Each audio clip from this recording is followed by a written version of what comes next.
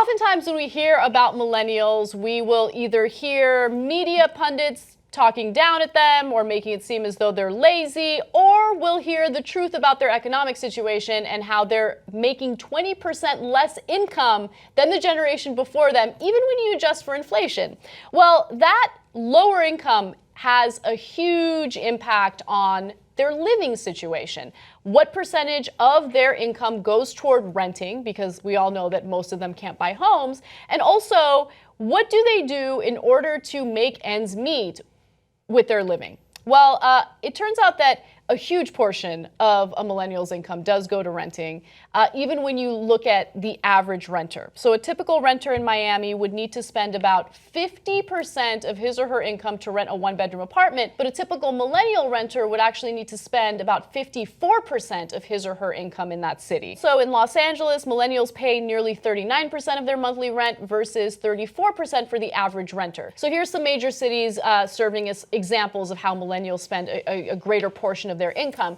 Now, let me be clear about what financial advisors usually tell people about what they should spend on rent or mortgage or whatever. You're supposed to spend 30% of your income on housing.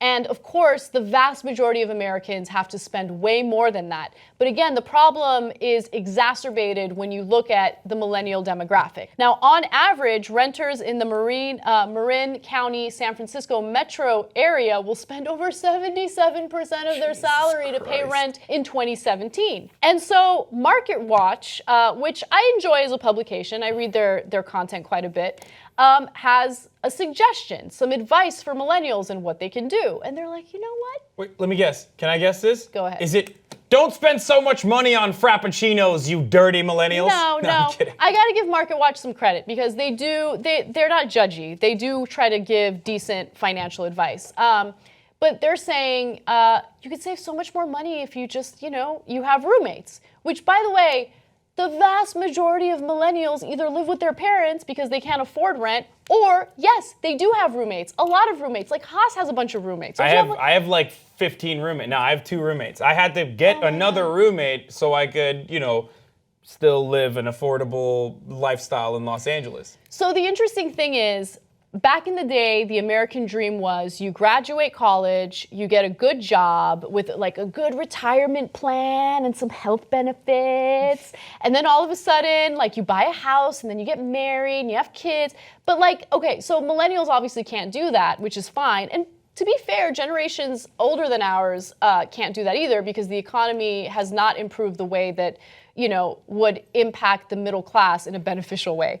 But also keep in mind that now the notion of renting so you can live alone is like pie in the sky. Oh my God, that's amazing. You're lucky if you're able to do that. Now in Miami, millennials save about 19% of their income in a 2-bedroom apartment, and they can save 14% in Los Angeles and New York, but only 9.5% in Washington, D.C. These are cases where they have roommates, obviously. In all cases except Miami, they can pay less than 30% of their income on rent by having a roomie. So again, if you want to get to either 30% or less of your income being spent on housing, you could do so if you have roommates. Just work harder. You guys are too lazy, millennials. Just work harder because you're lazy. Don't buy expensive coffees because we all know you do. And get like 3 roommates and maybe take on another job because that's what you need to do now. Okay, but something to keep in mind here, especially with this article, is location.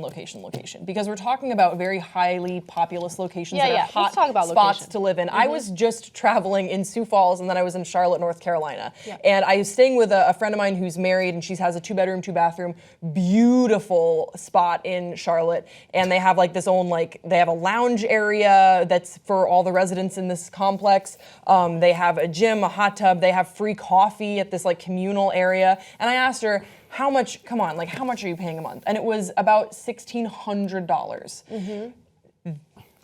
Do you know how much I pay for my rent? Sorry, I don't mean to threaten you. And then I was in Sioux Falls, and I got to see a really beautiful 1-bedroom with a beautiful view. You sound like a real estate agent right now. With a beautiful view, quiet neighbors, pets allowed. That's great.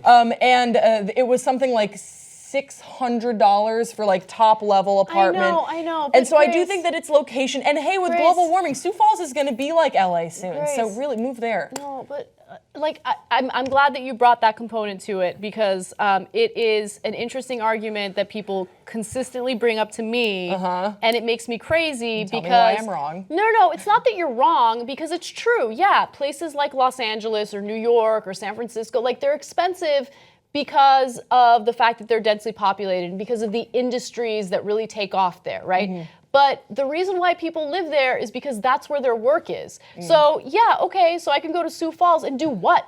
Do what? What am I gonna do in Sioux Falls? They had a wonderful restaurant, Hannah. Okay, but that's the thing. Like, people go to where the opportunities are, and the opportunities tend to be in a lot of the big metropolitan areas, right? And so this whole thing about, oh, stop complaining about how you can't afford to rent or a house. Like, why don't you go live in Sioux Falls? I don't want to live in Sioux Falls. That's not a great impression of me, okay? First of all, I don't sound I know, that was really accurate. That wasn't really meant accurate. to be you. But that's the argument that people hit me with, because they think that the vast majority of people who are concerned about this issue are concerned because they want to live in a hip place. But it's not about living in a hip place, it's about living where the opportunities are for you. Right. So for what we do, there's two big markets, Los Angeles and New York, both insanely expensive to live in. So well, now, having said that, okay, let's talk about maybe like one positive aspect of this, and that is that places like even Oklahoma or like Middle America, like certain areas are urbanizing kind of in the middle of America. And Oklahoma City is one of those places where my brother currently resides. He works at Boeing. And Boeing, in a very economically smart move, is essentially moving most of their development out to Middle America, where there are loose regulations surrounding, a lot of the stringent rules around. Well, Boeing isn't dumping toxic waste. Let's not try. I don't want my brother to get fired at us. Stop. No, but anyway. But what I was saying is, and then you go to places like Oklahoma, and I was at least quite surprised with how modern it is. There's like hipster whiskey bars, and they're gentrifying those neighborhoods. This isn't about. It's still somewhat affordable, but like I'm just saying, this is a positive. I'm trying to make a positive, note on this and then those urban areas start to become more progressive because of diverse populations that move there to work for big corporations. Yeah, look, this is not a judgment on Middle America and how I don't think that those states are cool enough to move to. This is about people wanting to live in the areas where they find the most opportunity. So if more companies and corporations move to states like that and it works out for people and they get lower rent, awesome. I'm all in favor of that.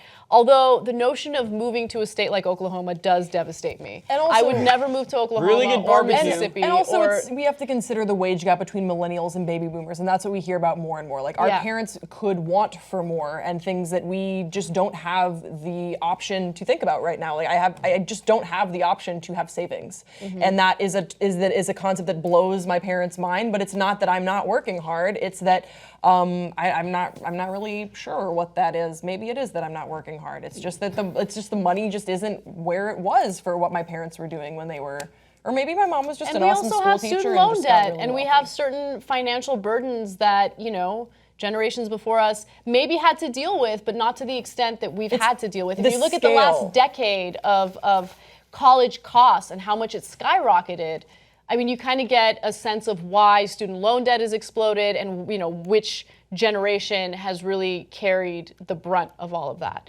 So anyway, that's what's going on with housing. And also keep in mind that, look, it's a renter's market right now. So most people are looking to rent because they either don't have a gigantic down payment to buy a home, or there's a lack of inventory out there for homes, which we've also kind of run into.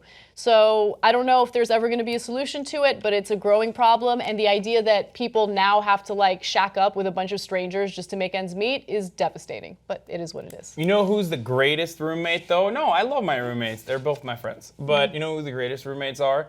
Your parents. They are. They cook you food, they clean the house. Just live with your parents. It's not that bad. Yeah, I didn't mind living with my parents. You're at the end of this clip, but you're not at the end of the Young Turks. If you become a member, you get the whole show, plus a whole nother show we shoot afterwards every single day called a post game.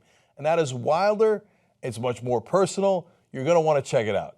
tytnetwork.com/join.